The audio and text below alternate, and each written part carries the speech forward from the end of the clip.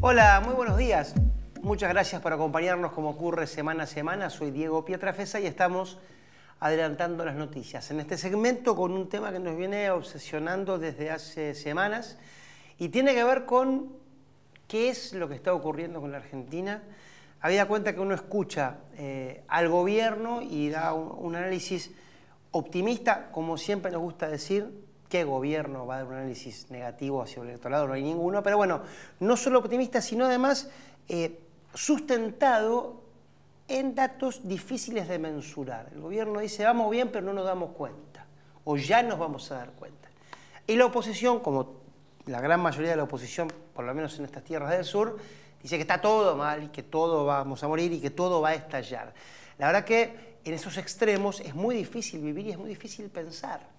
Y para eso es que nosotros cada semana intentamos convocar a gente que sepa pensar y que nos ayude en esta difícil tarea. Por eso esta mañana recibimos a Jorge Giacobbe, analista político, director de Giacobbe y Asociados. Jorge, gracias. Gracias a vos. Por venir esta mañana. Menuda tarea te espera en esto que nosotros semana a semana estamos diciendo, bueno, a ver, asalariados, gente con laburo, gente sin laburo, que escucha, por un lado que no, vos tranquilo, que vos no te estás dando cuenta, pero estás bárbaro, pero no te estás dando cuenta.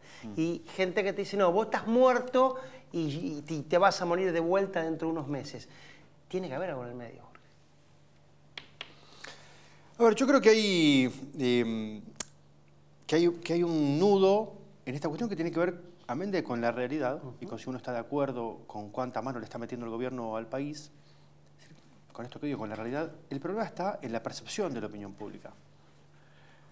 Cuando la opinión pública quiso sacarse a Cristina de encima, eligió una herramienta y construyó a Macri. La mayor parte del electorado que trajo a Macri hasta acá es un electorado que en realidad lo quería utilizar como herramienta para sacarse a Cristina. Sí. Un pequeño porcentaje de esos votantes en realidad creían que el hombre era Winston Churchill y tenía las herramientas para llevarnos hasta el paraíso. Muy bien. Eso sucedió en el 2015, en el 2017 la gente volvió a decir lo mismo, pese a que el gobierno le decía, miren muchachos que la situación es difícil, vamos a tener que transitar el desierto descalzos y demás, la gente los volvió a votar. El contrato ese está perimido. El contrato de la gente que lo votó a Macri para sacarse a Cristina de encima, como la tarea está completa, el contrato está perimido. Entonces ahora lo evalúan de una manera mucho más cruda. Esa manera mucho más cruda es mirar la realidad y decir, che, ¿esto arranca o no arranca? Y amén de si vos crees que va a arrancar o no va a arrancar, lo que está claro es que el gobierno no te está diciendo cuándo. Una cosa es que una persona tenga que hacer un esfuerzo para cruzar el río y vos le digas, faltan 5 metros, haces un plan. Otra cosa es faltan 20 metros, otra cosa es faltan 2000 metros. Lo peor es no sabes cuánto falta, porque no sabes qué plan hacer. ¿Cuánto falta para llegar? No sé. ¿Cuánto falta para llegar? Muy bien. Y se empieza a olfatear que todos tenemos que ir hacia la idea de que arreglar un país no se arregla en 1 año, en 2 años, en 4 años, no se arregla en 8. Que las reformas que el presidente impulsó del Estado son, como toda reforma del Estado, estructural del Estado, se van a ver los beneficios dentro de 10 años, o de 12 años, o de 15 años. Entonces, de alguna manera ahora hay que asumir que la suerte del presidente está en manos de la tolerancia de la opinión pública, no de la realidad. Porque el segundo semestre o el cuarto trimestre no va a venir ahora, no vino antes. No vino el primer año, no vino el segundo, no va a venir ahora. El presidente le pidió a la población un esfuerzo enorme, un año de 40% de inflación, otro año de 25% de inflación, este que va a haber 20, 25, lo quieran esconder o no. Y se está poniendo largo el esfuerzo. Es decir, de vuelta a la metáfora del medio del río y no saber cuánto falta. Eso es lo que está torciendo, amén de todo el palabrerío y de los análisis de los que creemos que sabemos algo y de los economistas y los politólogos y demás. Ese clima, esa incerteza y ese camino ya tan largo en el esfuerzo es lo que está torciendo el clima de la opinión pública, que ha llevado al presidente a tener este mes por primera vez más imagen negativa que positiva. 43 de positiva y 46 de negativa, la primera vez en todo su mandato. Vos me decís, ¿esto es extraño o no es extraño? Porque el desgaste de un presidente en Argentina es una cosa absolutamente predecible. Puede suceder a los 3 meses, como de la Rúa, puede suceder a los 2 años, como empieza a ser el de Macri, pero en definitiva Argentina es todo un desgaste. Argentina es una gran maquinaria de comerse su propia dirigencia porque Argentina no es un país que tenga solución en el corto plazo. Entonces cualquiera que se ponga en la tarea titánica de querer arreglarlo, se lo va a comer. Y ahí lo estamos viendo, digamos, ¿no? El presidente, si analizamos el discurso de apertura de las sesiones, es muy interesante porque da un montón de datos que no tienen nada que ver con lo que realmente le está doliendo a la gente, un montón de cosas accesorias, muy interesantes todas, pero accesorias, y sobre el final lo único que hace es pedirle a la gente paciencia y tiempo. Y esa es la verdad de la cosa.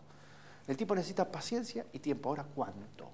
Nadie sabe cuánto. Ahora, Jorge, ni ellos saben cuánto. Vos decías que el electorado del presidente que llevó a Macri a la Casa Rosada tiene que ver mayoritariamente con un anti-Cristina. Claro. ¿Quiere decir entonces que si Cristina se presenta el año que viene, le está haciendo un favor más que a su partido, al gobierno? ¿Porque se va a volver a polarizar? Cristina y Macri son un mismo plan hace mucho tiempo, como todo par de opuestos, como el yin y el yang, el blanco y el negro, los buenos y los malos, digamos, los villanos y los héroes. Son el mismo plan. A los dos les sirve estar en el candelero, entre los dos llevan el 70% de los votos y de la atención de la opinión pública. No es poco. Es una situación absolutamente polarizada. Entonces es muy fácil entender lo que va a pasar, ¿no? Es decir, lo más probable es que negocien que uno se presente para ser el perdedor y que a cambio de eso no ir preso ni ella ni los hijos, digamos. Esto es más o menos lo que va a pasar. Tendría que ser muy raro que pase otra cosa, ¿no? Lo que pasa es que yo no soy un politólogo, pero a mí las cuentas no me dan para que Cristina gane. Es que Cristina no tiene forma de ganar. Cristina tiene 30, 33 puntos de imagen positiva. Es un montón. Que es un montón. Para el sacudón que viene Pero recibiendo, tiene ¿no? 65 de negativa. Supongamos que eso lo convertimos a voto, que no necesariamente es lineal, claro. Pero supongamos que ella tuviera 33 puntos de intención de voto. 33 puntos ya no existiría la situación de ganar en primera vuelta con 40 y 10 de diferencia, con lo cual, yo no sé si Macri hoy llega con los 45 puntos, supongamos que hay un escenario de segunda vuelta, que lo acabo de medir este último mes, en un escenario de segunda vuelta están 39 a 31 a favor de Macri. Es decir, el 70% de la población ya tomó una decisión y el 30% de la población tiene que salir a decidir, como en el 2015, entre Frankenstein y el hombre lobo. La tendencia es todavía a que Macri se quede con la segunda vuelta, pero es cada vez más... Claro, pero que sea chica. Pero que sea chica y que es cada vez menos cómodo. Cristina tapona a todo el resto de la oposición. Este es otro gran negocio, ¿no? para Macri, porque llevándose el 30% del 60% que no lo quiere a Macri, entre que lo tenés que dividir con algo que se lleva a la izquierda, con algo que se lleva siempre un tercero y todos los partidos pequeñitos, no te queda nada. Entonces, están todos en un juego donde es cómodo jugar, hasta que suceda algo nuevo. Ahora, para que suceda algo nuevo, las generaciones más jóvenes de la oposición tienen que hacer lo que los psicólogos, en términos simbólicos, lo voy a decir, llaman matar al padre o matar a la madre en este caso, ¿no? Es decir, en un momento para irrumpir en la escena política, como para irrumpir en tu propia vida, tenés que golpear la mesa y decir, este soy yo. Y ahora vengo yo, y ahora me toca a mí. Los menores de 40, los menores de 45, que por razones generacionales y culturales tienen un estilo mucho más pacífico que los anteriores, menos brutal, mucho más instruidos, mucho más volcados a la gestión que a lo dialéctico y que a lo ideológico también. También en esa tranquilidad les falta aquello que hay que tener para irrumpir, digamos. O se están demorando. Hasta que no aparezca lo nuevo no hay nada que vaya a enamorar por afuera. Y entre probar lo que ya fracasó y darle una chance más a Macri, una de esas, una parte de ese 30% que falta decidir, se vuelca por Macri, ¿no? ¿Lo de María Eugenia Vidal es un reemplazo a futuro o puede ser una carta que juegue el gobierno? Si se sigue desgastando, yo creo que pueden pasar dos cosas. Que el gobierno, que Macri logre planchar su caída. Se cayó en diciembre, se cayó en enero fuerte, se cayó 7 puntos en diciembre y 5 puntos en enero, y en febrero se cayó 1. Podríamos decir que entró en una meseta, ¿ok? Ahora, tendría que llevar esta meseta de 43 puntos de imagen positiva, está ahí en la frontera, tendría que ir así hasta el final de su mandato. Y entonces la operación de ser reelecto sería posible, te diría, más, no porque la gente lo vaya a clamar por la calle, sino porque no hay contra quién perder, que es lo que decíamos antes. Ahora, si se sigue desgastando, van a tener que hacer calentar a los suplentes y mandarlos a la cancha, que es María Eugenia Vidal, porque no hay otra persona en capacidad de enamorar al electorado dentro de Cambiemos como lo es María Eugenia Vidal, ¿no? Sí, también en la consigna de una imagen muy fuerte que tiene la provincia de Buenos Aires, ¿no? Parece, no, y en todo el país. Me hace acordar a Scioli, porque también con el escaso conocimiento que uno tenía, no medimos opinión pública, pero vos hablabas con con vecinos del Gran Buenos Aires y no es que estaban excitadísimos por Scioli. No. Sin embargo, iban a la urna y ganaban, y era un fenómeno... No lo amaban, lo protegían. Bueno. Yo te voy a decir una cosa a favor de Vidal y otra cosa que en realidad tiene que ver con una circunstancia que linkea con lo de Scioli. Vidal hoy tiene 10 puntos más de imagen positiva que Macri, pero por sobre todas las cosas tiene menos imagen negativa. Para una parte enorme de la población, Macri es la suma de todos sus miedos, sean ciertos o no. Sí, sí. Los 90, lo ven así, sí. Menem, el Era neoliberalismo, la sí. embajada de Estados Unidos, los templarios, los masones, bueno, un plan terrible. Bien, esos son todos sus miedos. Para esa misma gente, María Eugenia Vidal no representa lo mismo. La pueden votar o no la pueden votar, pero no despierta temor. No es un empresario, ¿no? Bien. Ahora, también hay que decir que los argentinos y los bonaerenses en particular, como bien vos lo señalabas, tienden o tendemos a proteger aquellas figuras que creemos que vamos a necesitar para el futuro. Por eso Scioli, en la absoluta ingestión, o no gestión, o desgestión, o como fuera, no se caía cuando todo el kirchnerismo sí se caía. Y nosotros lo analizábamos y no lo podíamos entender. ¿Por qué se cae todo el kirchnerismo y Scioli está ahí? ¿Dónde está la gestión? ¿Dónde están las ideas maravillosas? ¿Dónde está? Eso no estaba. Y eso entonces no tiene que ver con que la gente lo adorara, sino con que la gente guarda algunas figuras para el próximo capítulo. Y a Scioli lo preservó y lo guardó. Estuvo a 1,5 puntos de ser presidente. Sí, no le faltó mucho. Bien.